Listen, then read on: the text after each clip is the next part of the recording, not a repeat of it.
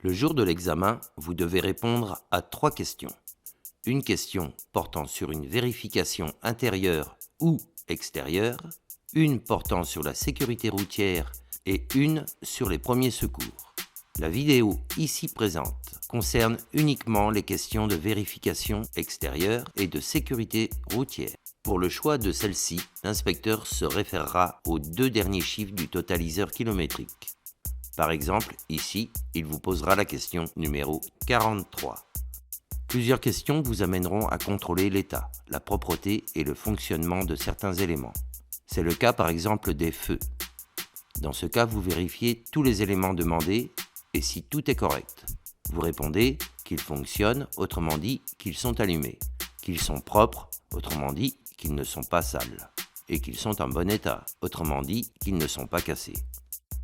Si vous avez besoin d'allumer ou mettre en marche un accessoire, il se peut que celui-ci ne soit pas fonctionnel directement. Auquel cas, 2 possibilités. Soit vous mettez le contact en tournant la clé d'un cran en avant, soit vous mettez le moteur en marche. Vérifiez l'état, la propreté et le fonctionnement des feux diurnes. Pour rappel, les feux diurnes sont situés à l'avant et sont allumés en permanence dès lors que vous mettez le moteur en marche. Quelle est leur utilité? Ils servent à rendre le véhicule plus visible le jour. Contrôlez l'état, la propreté et le fonctionnement des feux de position à l'avant et à l'arrière du véhicule. Avant tout, il faut les allumer en tournant la commande des feux d'un cran vers l'avant. Vous noterez qu'à l'avant, il s'agit des feux diurnes légèrement atténués. Par temps clair, à quelle distance doivent-ils être visibles? Ils doivent être visibles à 150 mètres. Contrôlez l'état, la propreté et le fonctionnement des feux de croisement. Avant tout, il faut les allumer en tournant la commande des feux de 2 crans vers l'avant. Quelles sont les conséquences d'un mauvais réglage de ces feux? On aura une mauvaise vision vers l'avant s'ils sont réglés trop bas, ou le risque d'éblouir les usagers devant nous s'ils sont réglés trop haut. Contrôlez l'état, la propreté et le fonctionnement des feux de route. Avant tout, il faut les allumer en tournant la commande des feux de 2 crans vers l'avant, puis tirer la manette de gauche vers soi.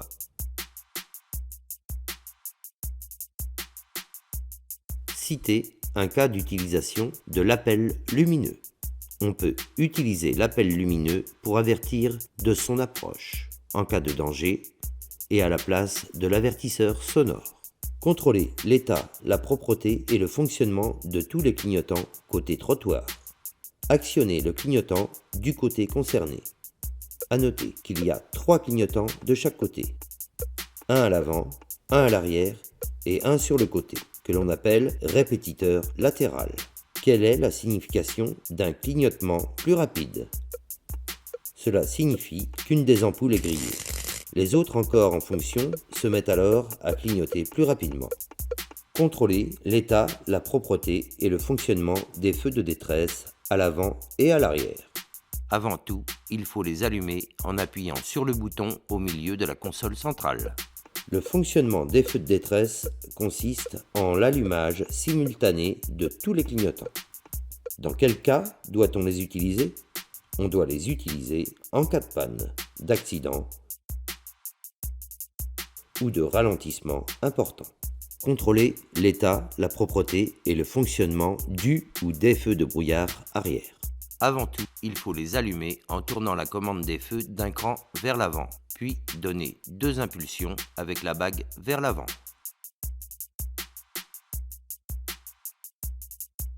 Dans quel cas les utilise-t-on? Partant de brouillard et de neige. Avec l'assistance de l'accompagnateur, contrôlez l'état, la propreté et le fonctionnement des feux de stop. Pour cette question, vous devrez demander à votre moniteur d'aller appuyer sur la pédale de frein pendant que vous irez à l'arrière avec l'inspecteur pour vérifier les feux stop. Quelle est la conséquence en cas de panne des feux de stop? La conséquence est un manque d'information pour les usagers suiveurs et un risque de collision. Avec l'assistance de l'accompagnateur, contrôlez l'état, la propreté et le fonctionnement du ou des feux de recul. Si vous le faites vous-même, pensez à éteindre le moteur et à enclencher la marche arrière. Quelles sont leurs deux utilités? Ils servent à avertir les autres de la manœuvre et à éclairer la zone de recul la nuit. Vérifier l'état et la propreté des dispositifs réfléchissants. Pour rappel, les dispositifs réfléchissants, ou aussi appelés catadioptres, ne sont pas des feux. Ils réfléchissent simplement la lumière lorsqu'un véhicule passe à proximité avec les phares allumés. Quelle est l'utilité des dispositifs réfléchissants? Ils servent à rendre visible le véhicule la nuit. Montrer l'emplacement où s'effectue le changement d'une ampoule à l'avant du véhicule.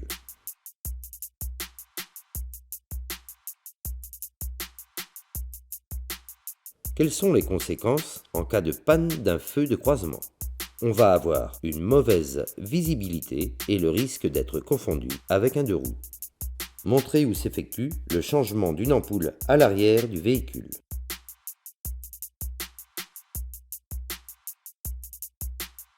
Quelles sont les conséquences en cas de panne d'un feu de position arrière? On a le risque d'être mal vu et le risque de collision. Contrôler l'état du flanc sur l'un des pneumatiques. Le flanc, c'est le côté du pneu. On ne doit y trouver ni déchirure, ni bosse ou hernie. Citez un endroit où l'on peut trouver les pressions préconisées pour les pneumatiques. Elles sont indiquées soit dans la notice d'utilisation du véhicule, soit sur une plaque sur une portière, soit sur la trappe à carburant. Pour notre véhicule, elle se situe sur le montant de la portière conducteur. Sur le flanc d'un pneumatique, désignez le repère du témoin d'usure de la bande de roulement.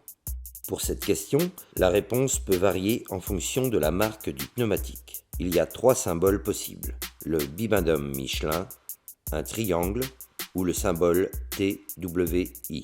Pour rappel, la bande de roulement est la partie en contact avec la route. C'est elle qui possède les témoins d'usure. Quant au repère, il se situe en face des témoins, entre le flanc et la bande de roulement. Qu'est-ce que l'aquaplanage et quelle peut être sa conséquence? C'est la présence d'un film d'eau entre le pneumatique et la chaussée pouvant entraîner une perte de contrôle du véhicule. À l'aide de la plaque indicative, donnez la pression préconisée pour les pneumatiques arrière. Véhicule chargé. Concernant notre véhicule, la pression des pneumatiques arrière véhicule chargé est de 2,4 bars. À quelle fréquence est-il préconisé de vérifier la pression des pneus? Il est conseillé de le faire tous les mois et avant un long trajet. Procédez à l'ouverture du capot, puis à sa fermeture en vous assurant de son verrouillage.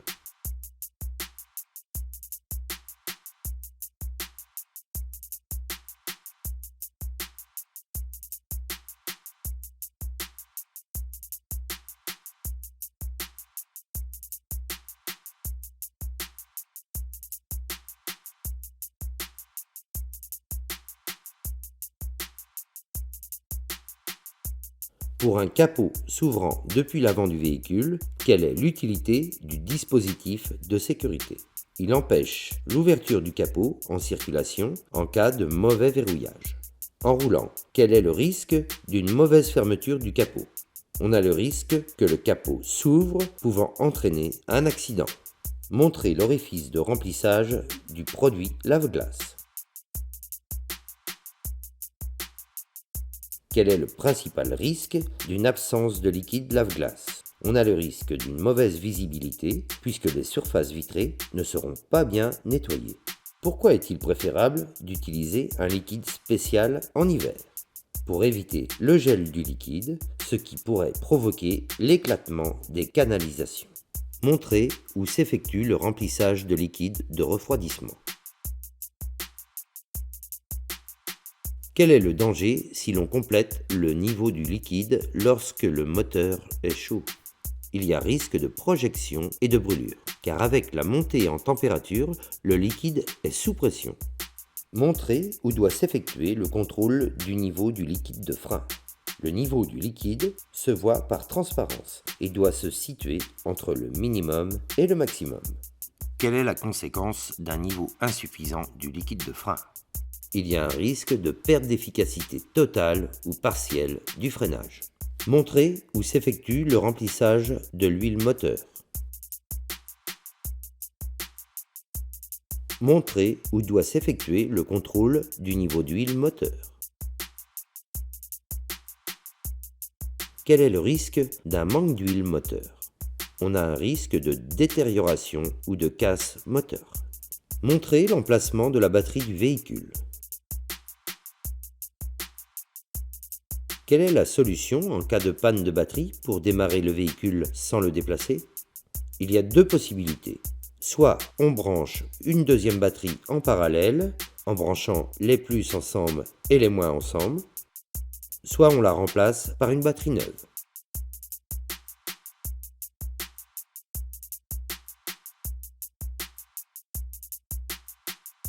Vérifiez l'état et la propreté des plaques d'immatriculation. N'oubliez pas qu'il y a deux plaques d'immatriculation, une à l'avant et une à l'arrière. Quelles sont les précautions à prendre en cas d'installation d'un porte-vélo? Il faut veiller à ce que les feux et la plaque d'immatriculation restent bien visibles. Vérifiez le fonctionnement de l'éclairage de la plaque d'immatriculation à l'arrière. Mettez en marche n'importe quel feu pour que l'éclairage de plaque puisse s'allumer. Un défaut d'éclairage de la plaque lors du contrôle technique entraîne-t-il une contre-visite? Oui, dans ce cas, la contre-visite est obligatoire. Vérifiez la présence du triangle de présignalisation. On le place généralement dans le coffre. Utilise-t-on le triangle de présignalisation sur autoroute? Non, c'est beaucoup trop dangereux d'aller le placer. Contrôlez l'état de tous les balais d'essuie-glace du véhicule. Pour ce faire, on soulève tous les balais d'essuie-glace pour vérifier l'état du caoutchouc.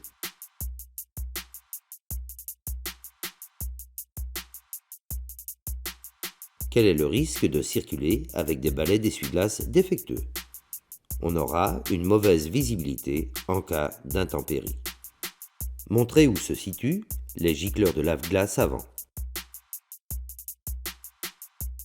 Quelle est la principale conséquence d'un dispositif de lave-glace défaillant? On aura une mauvaise visibilité due à l'impossibilité de nettoyer le pare-brise.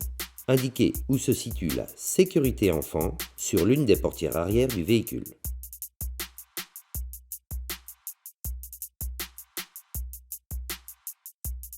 Si la sécurité enfant est enclenchée, est-il possible d'ouvrir la portière arrière depuis l'extérieur? Oui, cela est possible. Ouvrez et refermez le coffre, puis vérifiez sa bonne fermeture.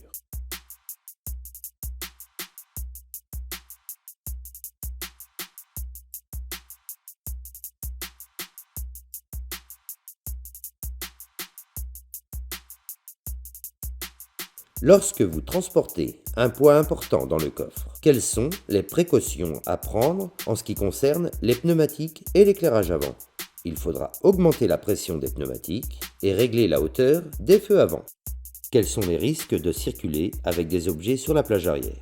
On va d'une part avoir une mauvaise visibilité vers l'arrière et d'autre part un risque de projection en cas de freinage brusque ou de choc. Ouvrez la trappe à carburant et ou vérifiez la bonne fermeture du bouchon.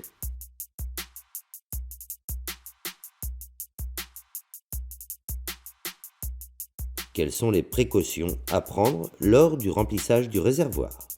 Il faut arrêter le moteur, veiller à ne pas faire déborder le carburant. Il est aussi interdit de fumer ou d'utiliser son téléphone portable.